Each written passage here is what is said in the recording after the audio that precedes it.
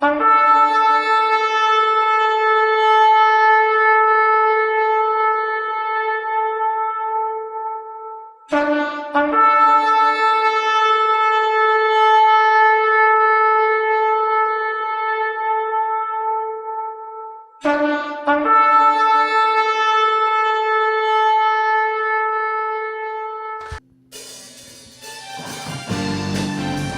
praise you, Lord, this morning. We are grateful. Amen. Let's join in singing. Hallelujah. Jesus, you are so good. Jesus, you are so good. Come on, church, let's sing. Something to feel. 'Cause I'm here in your presence. Jesus, you are so good. Jesus, you are so, so good. And I just want to thank you with every bit of my heart. Jesus, you are so good. Jesus, you are so good. Yeah. Jesus, you are so good. There's nothing to fear, 'cause I'm here in your presence. Join us. Jesus, you are so good. And Jesus, you are so, so good. I just want to thank you with every beat of my heart. Giving me eternal life. Yeah. And your words, you light my way. Giving me your spirit. With your mercy. With your mercies every day. And Jesus, you are so good. Woo! Jesus, you are so good. Come on. There's nothing to fear. 'Cause I'm here in your presence. And Jesus, you are so good. Jesus, you are so, so good. And I just want to thank you with every beat of my heart. Giving me a confidence. Yeah. And my soul is filled with peace. For you are my provider. You supply my every. We are here. Jesus, you are so good. Jesus, you are so good. There's nothing to fear, 'cause I'm here in your presence. Praise you, Lord. Jesus, you are so good. Jesus, you are so, so good. And I just want to thank you with every bit of my heart. For the last time, Jesus, so good. Jesus, you are so good. And Jesus, you are so good. There's nothing to fear, 'cause I'm here in your presence. Jesus, you are so good. Jesus, you are so, so good. And I just want to thank you with every bit.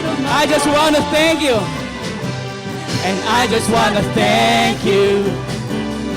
I just want to thank you. Thank you, Lord. I just want to thank you with every bit of my heart. I just want to thank you. And I would want to thank you. I just want to thank you. Jesus. I just want to thank you with every bit of my heart. Yeah!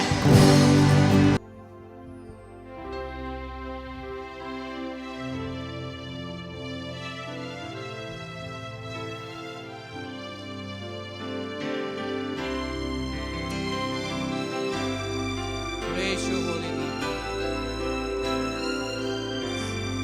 Blessed assurance,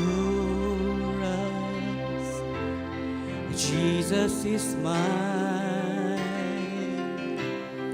Oh, what a foretaste of glory divine, heir of salvation, purchase of God, born of His Spirit, washed in His blood. Praise the Lord. Blessed assurance, Jesus is mine. Oh, what a foretaste of glory divine, heir of salvation, purchase of God, born of a Spirit, washed in His blood. And this is my story, this is my song. I'm praising my Savior all the day long. Yes, God, all the day long. We praise you, Lord. This is my song. I'm praising my Savior all the day long.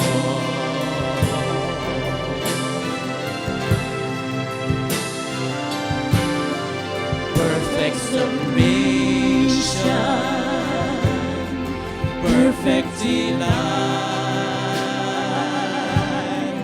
visions of rapture, a burst on my side, angels descending, ring from above, words of mercy, whispers of love. Together. This is my story, and this is my song. I'm praising my Savior all the day long. And this is my story, and this is my song. Praising my Savior all the day long. Perfect submission. Hallelujah, Lord. We continue to lift your name, Lord. Perfect submission, perfect delight, visions of rapture burst on my side, angels descending, ring from above,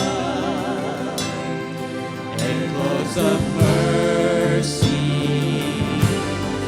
whispers of love. This is my story, this is my story. This is my song. I'm praising my Savior all the day long. This is my story. This is my song. Praising my Savior. This is my story, Lord. We lift your name, Lord. Worthy, Lord. We shout worthy to your name. We shout glory to your name, Lord. Praising you, my Savior, Lord. All the day long, Lord, we worship you, Lord. Hallelujah. This is my story. This is my song, praising my Savior all the day long, praising my Savior, praising you, Lord, praising you, Lord, praising my Savior all the day long.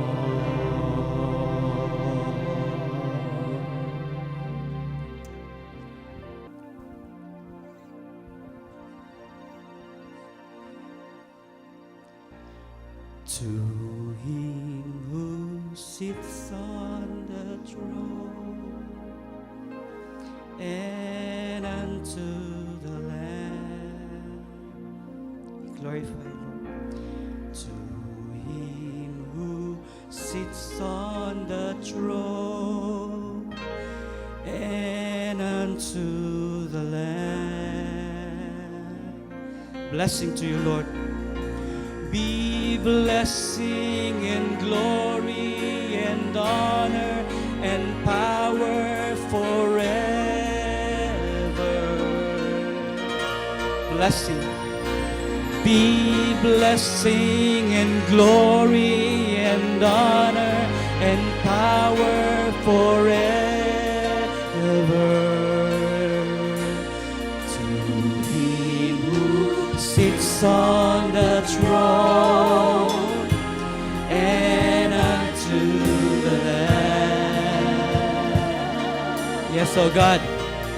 To him who sits on the throne and unto the Lamb.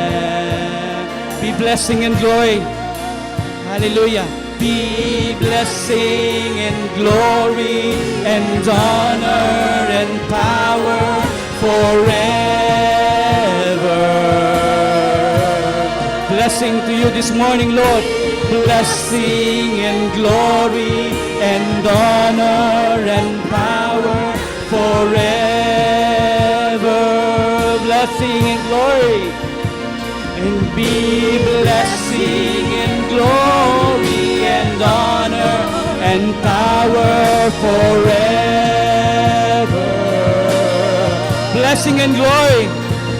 Be blessing and glory and honor and power forever. To him who sits on the throne, who sits on the throne, and unto the Lamb. Worthy Lord, he who sits on the throne, and unto the Lamb. Be blessing. Receive the blessing, Lord. Be blessing and glory and honor and power forever.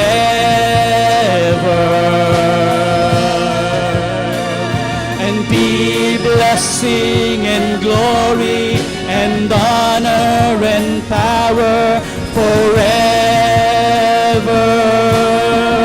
Continue to bless you, Lord. Be blessing and glory and honor and power forever. Let's praise him this morning. Glory to Lord. We lift your name, Lord. Hallelujah. And power forever. Be blessing. And be blessing and glory and honor and power forever.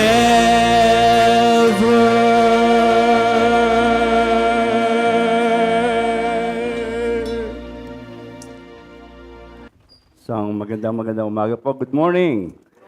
Good morning. Something beautiful.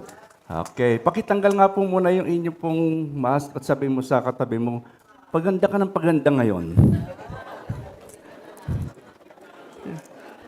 Sa mga lalaki, pagwapo na pagwapo, huwag nga paganda. Pagka paganda ng paganda mga lalaki, delikado yan. Ano? Yeah. Something beautiful is going to happen. Totoo po. At napakabuti po ng Diyos at alam po natin na lagi po siya po ay nagpapala sa atin. But this morning po ay titignan po muna natin yung background study ng Ecclesiastes. Ito po mga susunod na linggo ay ito pong ating pong pag-aaralan. Ito pong ating bibigyan pansin. So, background study lang po ito. In the School of Ecclesiastes, Rightful Instruction. Ang pamagat po na Ecclesiastes ay galing sa salitang Grego nang ibig pong sabihin, nagpapahiwatig na isang tao na tumawag po ng pagpupulong o pag-aaral, isang pagtitipon. Kaya makatwiran lang po na ito pong ipinakilalang may akda na ang kanyang sarili sa tawag na Ecclesiastes sa pamagitan po ng word na Hebrew word na Kohelet. Narinig po natin ito po mga nakaraan na isinalin bilang preacher. So Kohelet po yon, preacher. Tumawag siya ng kongregasyon at mayroon akong ipapahayag sa inyo. So kaya po siya tinawag na Ecclesiastes. At kahit na pong mahiwagan ng konti, ito pong pagpapakilanlan sa author, but along with most Jewish and Christian tradition, sa mga pag-aaral po, ay sinasabi po nila na ang author po nito ay si King Solomon. Si King Solomon po ang may akda na Ecclesiastes. So, why is Ecclesiastes so important to study? Bakit nga mahalaga ito? Una-una po, mayroon pong naturalistic view of life. Isang normal at natural na pananaw sa buhay. Hindi po ito tungkol doon sa sobrang espiritual. Ito po yung takbo ng tao sa normal na takbo niya. Anong nangyayari sa kanya? Bakit nangyayari sa kanya ito? At anong patutunguhan ng buhay ng tao? So ipinapakita po ng Ecclesiastes yung normal na nakatayuan na yan ng buhay, yung pananaw sa buhay. Ayon doon sa nakikita at nararanasan ng mga tao, ngunit sa bandang huli, kinikilala ang pamamahala at paghahari ng Diyos sa mundo. Ito po yun. At dahil po sa makataong katangian na aklat nito, yung humanistic view nito, lalo po ito naging popular doon sa mga younger audiences. Yung mga mas bata-bata na nakakaranas ng sakit at problema ng buhay, ngunit kumakapit pa rin sa kanilang pag-asa sa Diyos. Ikalawa po, importante po ito kasi it represents a journey from one point to another. Nagpapahayag na isang paglalakbay mula sa isang punto hanggang sa isa pa. Ibig sabihin, tuloy-tuloy po yung journey. Mula rito, papunta dito, nagpapahayag po ito ng journey. Meron pong paglalakbay. At ipinahayag din Solomon ang kanyang panimulang punto sa unang bahagi na Ecclesiastes chapter 1 verse 2. Ang sabi niya pong ganon, vanity of vanities, all is vanity. Imagine, magsimula ka sa isang punto, papunta doon sa isang punto, ay sabing ganon, meaningless, walang kabuluhan. At ito po yung, nagpapahiwatig po ito ng lubos na kawalang kabuluhan ng buhay, gaya ng nakita niya. Walang saysay kay Solomon ang lahat, dahil nasubukan na niya ang iba't ibang remedies, at tulad ng kasiyahan, trabaho, talino, para lamang maibsan yung pakiramdam niyang wala siyang kabuluhan sa mundo. So, naghanap siya nun. Talino, trabaho, kasiyahan. At kahit na po sa desperadong katayuan po ng paghahanap ng preacher para sa kabuluhan at kahalagahan ng buhay, God remained faithful. God remained faithful. At dahil po dito, for example, mababasa natin kung paano po niya ipinakita na ang Diyos ay remain present sa lahat ng yon, sa lahat ng bagay, lahat ng pangyayari, lahat ng iniisip natin, God's present. For example po, God provides food and drink and work. God provides food, drink, and work. Ang sabi po sa chapter 2, verse 24, there's nothing better for a person than that he should eat and drink and find enjoyment in his toil. This also is from the hand of God. Ito rin ay gawa ng Diyos. Andun pa rin ang Diyos. And then, both the sinner and the righteous person lives in God's sight. Lahat po, mabuti ka man o masama, nakikita ng Diyos ang lahat ng iyon. Ang sabi po sa chapter 2, verse 26, for to the one who pleases Him, God has given wisdom and knowledge and joy. But to the sinner, He has given the business of gathering and collecting only to give to one who pleases God. This is also vanity and striving after wind. So wala rin pong kabuluhan. And then, God deeds are eternal. Sa chapter 3, verse 14, I perceive that whatever God does endures forever. Nothing can be added to it, nor anything taken from it. God has done it so that people fear before Him. So, lahat po, pati gawa po na po yan, dire-diretso, eternal po yan. Pinag-uusapan po natin dito ay mula pa noon hanggang ngayon. Ano po, ganun po ang paggawa ng Panginoon. And then, God empowers people to enjoy His provision. Ang sabi po sa chapter 5, verse 19, everyone also to whom God has given wealth and profession and power to enjoy them and to accept His lot and rejoice in His toil, this is the gift of God. So yung kahit na po yung empowerment, kahit na po yung enjoyment na provision natin, sabi po gano'n, this is the gift of God. Ang point po dito, hindi po nawawala ang Diyos sa lahat ng takbo ng buhay natin. Everything, masama ka man o mabuti ka man, masipag ka man o tamad ka man, lahat ng bagay sa mundo, lahat ng ating takbo dito, alam ni Lord yan. Wala pong walang lingid sa Diyos. Walang lingid sa Diyos. Sa huli, ang dakilang katotohanan ng Ecclesiastes ay nakasalalay sa pagkilala sa patuloy na pagkilos ng Diyos sa ating buhay. Kahit na po yung mga injustices at uncertainties na naranasan natin, still we can trust Him and follow Him. Introduction po lamang ito para makita natin na ito lahat ng pag-uusapan natin dito, ang Diyos nandyan, kasama dyan. What are the life lessons that we can learn from Ecclesiastes? Kadalasan po may tanong tayo. At ito po yung pinakamahirap na tanong natin sa buhay natin. Bakit ako? Why me? Pero ngayon, ibang tanong ng mga kabataan, pakinutusan mo, bakit ako? Pero mas malalim yung tanong natin sa buhay. Bakit sa akin, Lord? Bakit sa akin nangyari? Bakit ako? Bakit yung kapitbahay ko, wala naman lang kagana-ganang buhay na yun eh. Hindi po pa siyang kinuha mo. Nako, tagan ko yan tambay. Matanda na siya, sana. Bakit sa akin pa? Bakit ako? Bakit sa akin nangyari ito? Lahat tayo ay nahihirapan sa tanong na ito na ating buhay. Meron po ba sa inyo hindi pa nakapagtanong nito? Baka sa mga kabataan, hindi pa masyado. Hindi pa masyado. And the world is often unfair, and we experience this lack of justice personally at times. Paminsan-minsan. Higit pa rito, kapag nangyari ang masamang bagay, iniisip natin if God is involved in the operations of the world we live in. Diyos, ikaw ba ay tunay? Totoo ka nga ba, Lord? Natutulog ba ang Diyos? Alam niya na ba kung gaano kahirap yung pinagdadaanan ko? Marami pong minsan papasok sa isip natin, pag yun ang tanong, maraming mga sad moments, marami pong mga bagay na ayaw na natin ulitin pa ulit yung nakaraan. Ayaw na natin yon. Pero kadalasan nagtatanong tayo, bakit nangyari ito sa akin? Why are there so many injustices in my life? Dito tayo tinutulungan na aklat na Ecclesiastes. It is honest about life being messy, magulo ang buhay, and the questions that messiness causes. Yung mga tanong kung bakit dumarating yung mga problema yun. Kinikilala na ito that if we could only understand why things happen, mas madali natin maunawaan kung paano natin ito harapin. Tinutulungan tayo ng Ecclesiastes na maunawaan ang mga tagumpay at kabiguan ng buhay ay normal.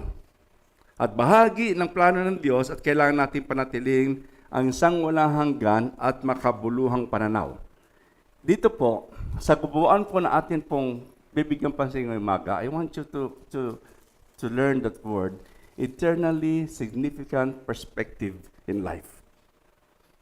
Pangwalang hanggan at makabuluhang pananaw sa buhay. Pangwalang hanggan, makabuluhan na pananaw sa buhay. Kasi marami tayong mga pananaw sa buhay. Pero ang tanong natin, makabuluhan ba to? It is for eternally. Is it eternally significant perspective in life? Ano bang pananaw meron tayo sa buhay? Ano bang tinitignan natin? Sa katunayan, ang mayamang aklat na ito sa Biblia ay nagbibigay sa atin ng tatlong matitinding lessons na makakatulong sa atin sa paglalayag sa kaguluhan ng buhay sa pamagitan ng pagkakaroon ng eternally significant perspective in life. Now, the first step or the first step toward an eternally significant perspective ay ma-realize po natin na life in a fallen world is difficult. Ang buhay sa mundong makasalanan ay mahirap. Mahirap mabuhay sa mundong makasalanan. At ang unang keyword sa Ecclesiastes, actually pagka tinignan po natin Ecclesiastes, may repetition ito paulit-ulit. Meron siya paulit-ulit na words na 50 times na inulit, 40 times na inulit. Meron itong vanity of vanities, smoke, vapor.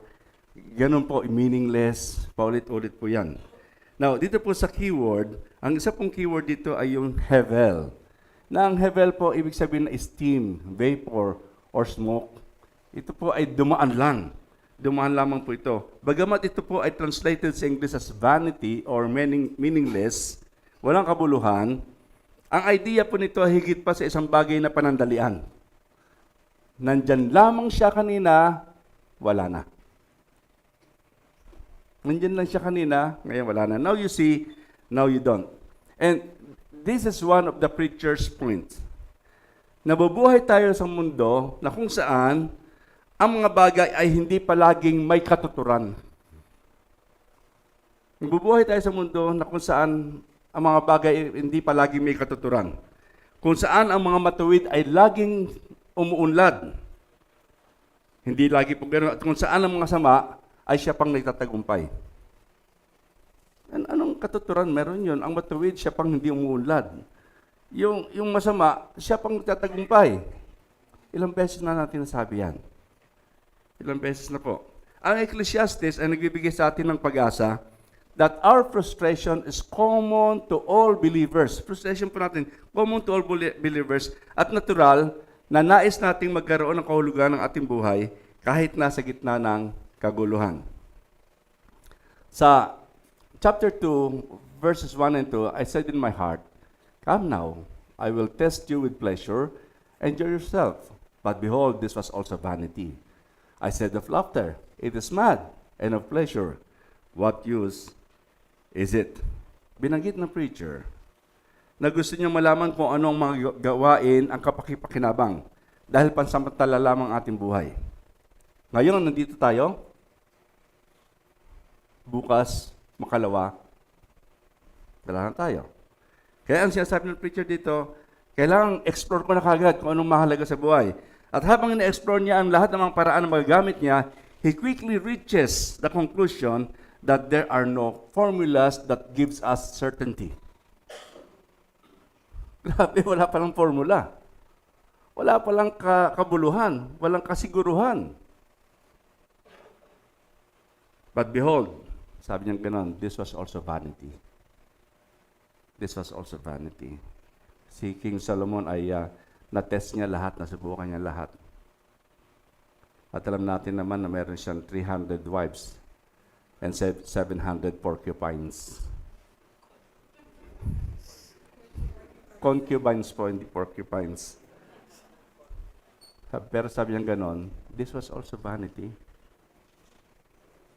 Wala rin. And from the perspective of our senses, parang we share the same fate as the animal. Parang pareho lang ba tayo ng tadhana ng mga hayop, katulad ng mga hayop, nabubuhay tayo at hindi natin alam kung kailan tayo mamatay? Hindi po ba ganun din po yung mga hayop? At ito po sinabi niya sa chapter 3, verses 18 to 20. I said in my heart with regard to the children of man, that God is testing them, that they may see that they themselves are but beasts. For what happens to the children of man and what happens to the beasts is the same as one dies, so dies the other. They all have the same breath, and man has no advantage over the beasts, for all is vanity. All go to one place, all from the dust, and to dust all return. Sabi nga na, para lang tayong katulad ng hayop, pumihinga ngayon, bukas, mamatay. At sabi nga na, lahat tayo ay babalik sa isang lugar. Tandaan niyo po, hindi sinabing sa heaven, ha? Hindi heaven. Ang sinabi, babalik tayo sa isang lugar, sa alabok. Hayop, tao, alabok, ang bagsak. At kung atin po iniisip, alabok lang palang babagsakan ko, anong kabuluhan ng buhay? In life, alam niyo po, we have no guarantees even if we prepare for the future. Walang garantiya. Sinabi ng preacher na kung minsan ang mga nag-iimbak ng kayamanan at naghahangad na maging handa ay hindi nasisiyahan at minsan ay nawawala pa ang lahat ng pinaghirapan nilang makuha. Despite our best efforts to prepare, things don't always go according to plan. Life in a fallen world is difficult, and we cannot be assured of escaping the difficulty in our mortal life. Pilit at pilit at pilit tayong nagtatrabaho. Pilit at pilit at pilit nating pinag-iigi ang ating buhay. Pilit at pilit nating inaayos ang lahat ng bahagi sa ating buhay. Pamilya, trabaho, lahat yung karir yan. Ang sabing ganon ni King Solomon, vanity. All is vanity. We will all go back to where we came. And that is dust. Living in this fallen world is difficult. Mahirap. Kaya ma-realize natin una-una, para magkaroon tayo ng eternally significant perspective, isipin natin, lahat po tayo pupunta sa dust. Kailangan maging tama yung ating pamumuhay dito, maging meaningful. And the second step towards doon po sa significant perspective in life is that realizing the power and nature of God and respond appropriately. Yung makilala natin ang kapangyarihan ng Diyos at ang kanyang kalikasan at mag-respond tayo appropriately ng tama. Yung difficulty po nito, yung difficulty of life, nag-lead sa atin doon sa ikalawang punto that God, we are finite, God is eternal. We are finite kasi dust eh. And then God is eternal. Yung una, nakakabahala yon. Dahil lahat tayong mamatay. Yung ikalawa, nagbibigay ng pag-asa kasi merong eternal. Meron pong eternal. Pinapawi ng panahon ang lahat ng pagsisikap ng tao. Generations of people come and go without real change in the human condition. Dumarating at umaalis sa mga henerasyon mga tao na walang tunay na pagbabago sa kanyang kalagayan. Kasi nga po, siya po ay ang tawag ito, finite siya. Siya ay finite. The teacher points out that there is only one constant in the world. What is that? God. Everything else is temporary. Isa lang ang nanatili ang Diyos. At lahat po ay nagiging, ang kasundutan lahat po ay nagiging temporary. Everything is temporary. Pinapawi ng panahon lahat ng pagsisikap ng tao. Kahit anong pagsisikap natin.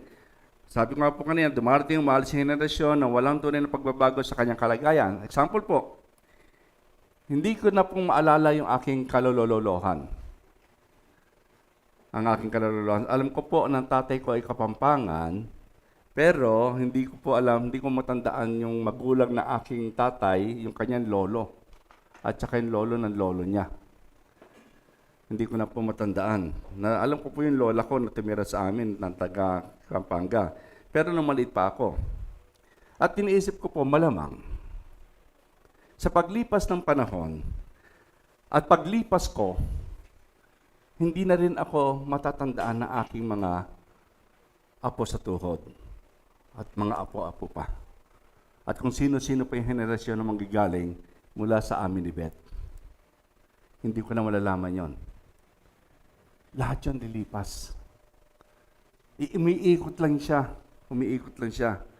Katulad ng isang sand castle na ginawa sa baybayin, napakagandang sandcastle, ginawa sa baybayin, then all human efforts will be washed away. It will be washed away. May papalit sa atin, magtatayo ng pinaghirapan nila, ganun pa rin dating ng alon. Yung ba may magtatayo, may pinaghirapan, darating ang alon, washed away, ang sand, babalik ulit sa lugar niya, mapa-flat ulit because of the water, may kukuha na naman noon, nung sand na yon, magtatayo na naman siya ng castle, darating na naman ng alon, kukunin na naman, ibabalik na naman siya, ganun ang ikot natin. Paikot-ikot na lamang ang takbo ng buhay natin. Sabi nga po ng preacher, doon sa idea na yon, there is nothing new under the sun. Wala nang bago. Pandemic. 1918, dumating ang pandemic. Spanish flu. Hindi po ba? Yung influenza, kung tawagin. Spanish flu noong 1918, natapos siya ng 1920 o 1921. Umikot lang. Nagkaroon sila ng new normal. Nagkaroon nga ba ng new normal? Dumating sa atin, umikot ulit ang pandemic, COVID-19 naman. Nagkaroon ba ng new normal? Puro abnormal. Walang new normal. Everything on its cycle. Umiikot po yun. May pagbabago sa physical na mundo. May pagbabago po sa physical na mundo. Gaya ng technology, pero walang nababago sa kalagayan ng tao, nagkakasakit, nasasaktan, tumatanda, nagkakasala, at nangangailangan ng tagapagligtas. Yun pa rin. Yun pa rin ang tao. Umiikot lang tayo. Magkakasakit, tatanda, nauubos ang buhok. Yung ganda ng mga kilay natin noon, lumilipas. Yung mga mapupusyaw na pisngi, nagsasag. And then, to die. Yet, there is hope in this cycle. For the teacher notes that God has set the pattern and times in place para maunawaan natin siya. Siya ang may control ng lahat. Katulad po ng kanta kanina, He makes all things beautiful in His time. He has made everything beautiful in its time. Ang nagpapaganda ng pangit ng mundo ay yung ating pagtitiwala sa Diyos. It is not because we work hard, it is not because of our efforts, but because God has made everything beautiful in its time. Yan po ang ginawa ng Diyos. Kaya nga po, yung ating po mga struggle sa mga pangyayari sa buhay at sa mga injustices ng buhay are evidences that things are not the way they are supposed to be. Hindi dapat gano'n. Hindi dapat. Kaya nga po sabi dito sa chapter 3 verse 15, whatever happens, kinuha ko po yung Good News Bible version, napakasimple. Sabi niya gano'n, whatever happens or can happen has already happened before. God makes the same thing happen again and again. Ano ba yung takbo na yan? Ang mga pangyayari ay nangyayari dahil nangyayari na noon pa. At sabi niya gano'n, ginagawa ng Diyos na mangyari ang mga pangyayari hanggang sa mangyari ito. Paikot-ikot na po. Pero there's one thing that is different now. God makes the same thing happen again and again. There is now God. Nandun na ngayon ang Diyos. Dahil po dito, nagtutulak sa atin na maunawaang our hope, rest in God's eternal character, at sa kanyang mga pangako na isang araw, itatama niya ang lahat. Mga kapatid, dumadaan ka ba sa pagsubok? Realizing God, isang araw, yung ikot mo, hindi yan ikot lang na buo. Ikot siya na pag ganun. Isang araw, itatama ng Diyos ang lahat. Iayos niya. Kahit na dito pa sa buhay na ito. maaring gawin ng Diyos yun sa atin. Itatama niya ang lahat. Kaya nga po, ang second step toward an eternally significant perspective in life is realizing the power and nature of God and responding appropriately. Ay katlong hakbang po, para po doon sa eternally significant perspective in life, ay yung pong realizing that through our relationship with God, life has a lasting purpose. Lasting meaning comes through relationship with God. This leads us to the last point. Only through a relationship with God, we have the possibility of lasting value and meaning. So tindig natin kanina, parang walang kahulugan pala lahat. Kasi ang panahon ang siyang sisira lahat noon. Imagine, ang tagal natin nag-ipon, tagal natin nagtrabaho, ang tagal lahat, tapos pagdating ng panahon, binalang bahala lahat yon.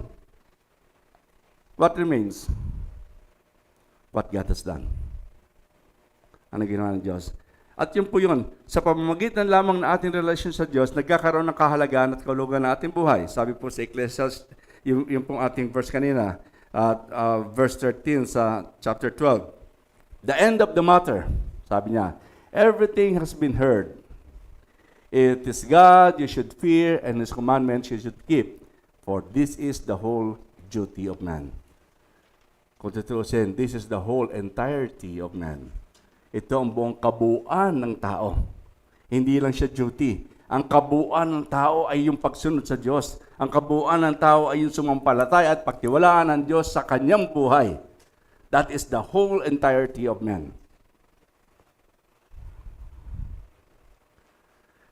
Tayo po ay nilikha para mamangha sa kadaklaan ng Diyos at sundin ang kanyang mga utos. Mas nakatuon tayo sa Kanya sa halip na nakafocus tayo sa pansamantalang kasiyahan ng buhay. Iniaalis nito, tinuturuan tayo dito sa Ecclesiastes na, hey, don't focus so much on material things. Don't focus so much on anything na magpapaganda ng buhay mo at yung gustong gawin. Focus on God. What He wants to do sa buhay mo. Doon ka mag-focus. At siya ang bahala dyan. Diba alam natin Matthew chapter 6. Seek ye first the kingdom of God and His righteousness, and all these things shall be added unto you. Focus on God's righteousness. Seek ye first. We are created para mamangha tayo sa kadaklaan ng Diyos. At totoo po na when we have this godly perspective, we can enjoy the good things that come our way because we recognize in humility and gratitude na ito ay mga regalo mula sa Diyos sa halip na resulta ng ating mga sariling pagsisikap.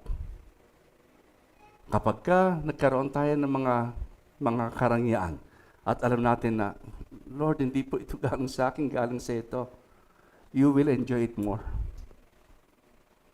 Kaysa rin sa sinasabi natin na, dapat lang ma-enjoy ko to kasi sarili kong pagsisikap to eh. I've been there, done that. I lost. Alam ko po yun. Ibig po sabihin, ang kalungkutan, kaya nga po sabi po gano'n ng preacher, when life is difficult, we can maintain an eternal perspective at mag-focus doon sa lesson na nito. Kaya nga po sabi po ng preacher, the house of mourning, ano po yung mourning? Burolan. The house of mourning is better than being at a party. Mas mabuti pa raw na ang isang tao ay nasa burolan, lamayan, kaysa sa party. Bakit po? Sapagkat ang kalungkutan at problema ang nagtutulak sa atin upang isaalang-alang kung sino tayo at ito ang isa sa nagbibigay sa atin ng tamang pananaw sa buhay, ng kahulugan sa buhay na hindi na ibibigay ng kagalakan. Pag masaya ka, wala kang pakialam. Pero subukan mong malungkot, subukan mong magkaroon ng pain sa buhay, anong ginagawa mo? Tinitignan mo, Lord, bakit ganon? Hindi ito nagagawa ng kagalakan. Pain brings us closer to God. Ibig sabihin, may layunin po ang Diyos sa ating pagbagsak. We may not always understand everything in life, but Ecclesiastes gives us hope that through our relationship with God, life has a lasting purpose. Ang buhay ay nakatakdang laging hindi kasiyasiyang malibang kinilala natin ang yung pamamagitan ni Kristo sa ating buhay, the intervention of God in our lives. Mayayari po lamang ito kung tayo magtitiwala o hindi sa gawa ng kanyang mga kamay. Ecclesiastes teaches us to live a well-balanced life while we are here on earth. Ito po yung well-balanced life. Rejoice, have fun, accept the trials that are put in your life, but do not forget our Creator. Conclusion po. Do we still need the book of Ecclesiastes in these amazing times? Kailangan pa ba natin ang aklat na ito ngayon sa kahanga-hangang panahon mayroon tayo? Kahanga-hanga itong panahon na ito. Ito pong mga nakaraan, nagkakakwentuhan kami ng Pastor Mix tungkol doon sa, alam niyo po yung mga tao habang tumatanda, lalong nagkakaroon po ng kwentuhan tungkol doon, the good old days, talking about the good old days. Ganun po. At katulad po kapag ikaw pupunta ng library, hanapin mo pa yung sa card catalog, kung anong number nung book na hanapin mo, pupunta ka sa card catalog at pag kunin mo yung number, tapos pupunta ka doon sa maraming libro na naroon, isa-isa mo yun hanapin. Ganon kami pagka nagkakaroon ng research paper. At hindi lamang po yun. Noon, kapag maghanap ka ng movie, pupunta ka sa video shop para tignan kung ano yung bago. At kapag nakuha ka ng bago, hindi mo pwedeng 2 araw, kailangan 1 araw lang. Wala na kung bagong release. Na-excite ka sana doon sa panonood mo, kaso naging busy ka, hindi mo rin napanood sa soli mo. Nangyari na po yan. Noon, kailangan kang pumunta na actual store. Bibili ka lang ng medyas, bibili ka lang ng tsinelas. Ngayon, hindi na. Shopee. Malapit na November 1, iba na turog niyan. Shopee. Ano na? Nanakot yan. Lahat na lang. Andun na. Pag nagugutom ka, tinatamad ka.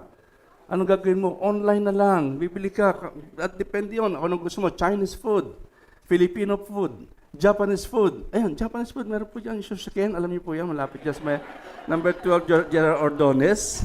Sarap po yun. Nakapagano'n. Commercial, ha? Yun. Hindi mo na kailangan lumayo. Online. Nandiyan po yan. Now, because we live in an amazing time, isang kamanghamanghang panahon, amazing efficiency, amazing information, amazing technology, amazing options, lahat po yan. And yet, I see, sa ating po mga kabataan, and possibly in this generation, tayo, nandito lahat ngayon, sometimes we represent a sense of boredom. Nababagot na tayo.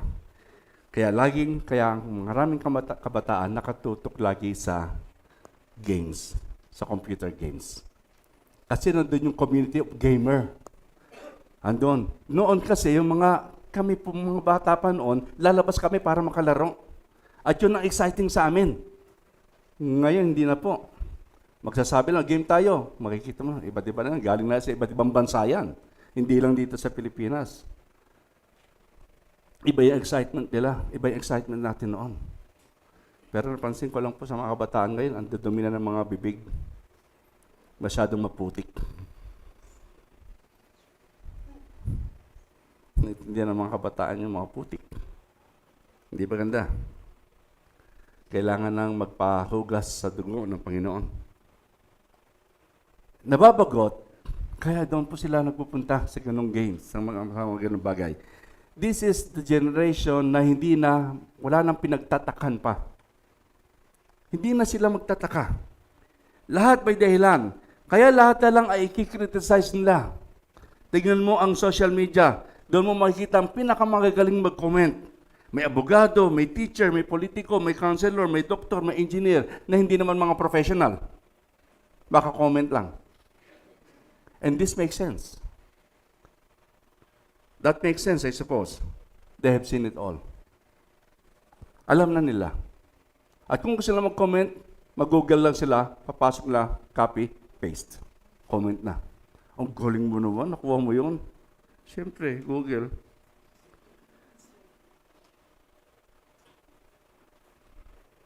At sa maraming panahon na nasa gitnang kalagayan, marami po naboboard sa takbo ng buhay. And yet, naghahanap pa rin po ng what else. Ano naman ang susunod? For something that can truly fulfill their expectations. Dito sa ating pag-aaral, dito ka mapapawaw. Hindi sa Facebook story, hindi sa TikTok, kundi sa reality ng ikot ng buhay ng tao. At ito yung magtuturo sa atin talaga na ito ang buhay. This is life. At kung dinadaanan man natin itong mga technology, amazing na technology ito, remember, ang buhay po natin ay ganun pa rin. Tatanda pa rin. Mamamatay pa rin tayo. Babalik pa rin tayo sa alabok. Pero anong tanong, anong nangyari doon sa one point of your life to another point of your life? Is there God?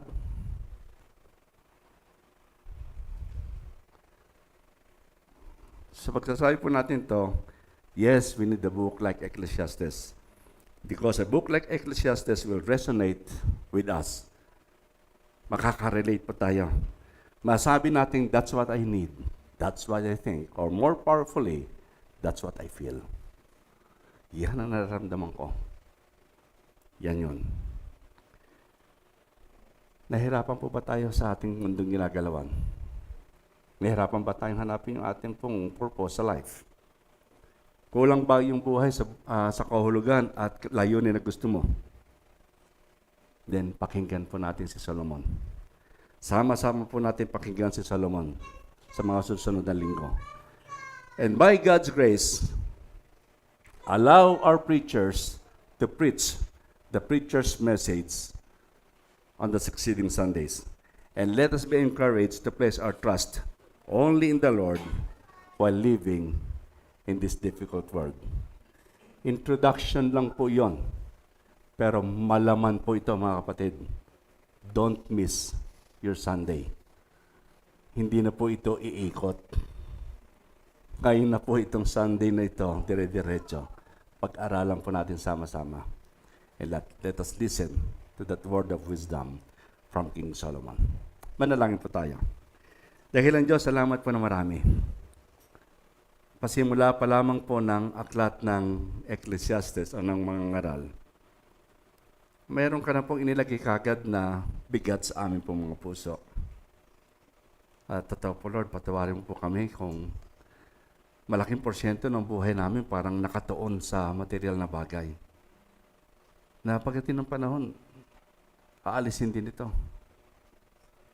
Time will change everything. Pero salamat po Lord na sa aklat po na Ecclesiastes, itinuturo po yung eternally significant perspective sa aming pong buhay. At huwag po namin mamiss, Panginoon, yung pagkakataong yon na pinagkatiwala mo sa amin. Gabayan mo po kami, Panginoon. Turuan mo po kami. Allow us, Lord, to open our hearts before you. At amin po talagang kilalanin, Panginoon, kung sino kami. Matandaan namin, Panginoon, na kami po ay mga smoke lamang, mga aso lamang, Panginoon. Darating ngayon, bukas wala. Pero ang pinakamahalaga, Panginoon, nagkaroon ba kami ng kaugnayan sa iyo bilang aming Diyos? Have we trusted you in our lives? Have we trusted you in everything we do, we did, kahit po dito sa mundo ito? Salamat po na marami, Panginoon. Continue to bless us. Continue to be with us. In Jesus' name. Amen. Amen.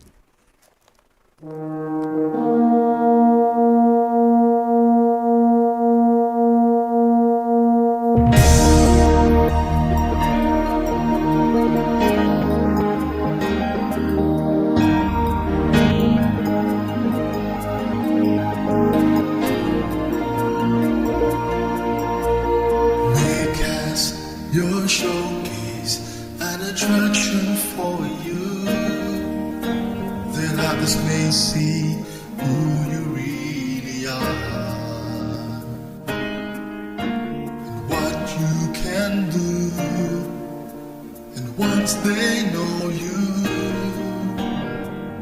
they will love and serve you. God, oh God, bless the world through MCM as we gather to grow and scatter to sow. Your kingdom be established in our hearts and in our home. God, yes, dear God, bless the world through us.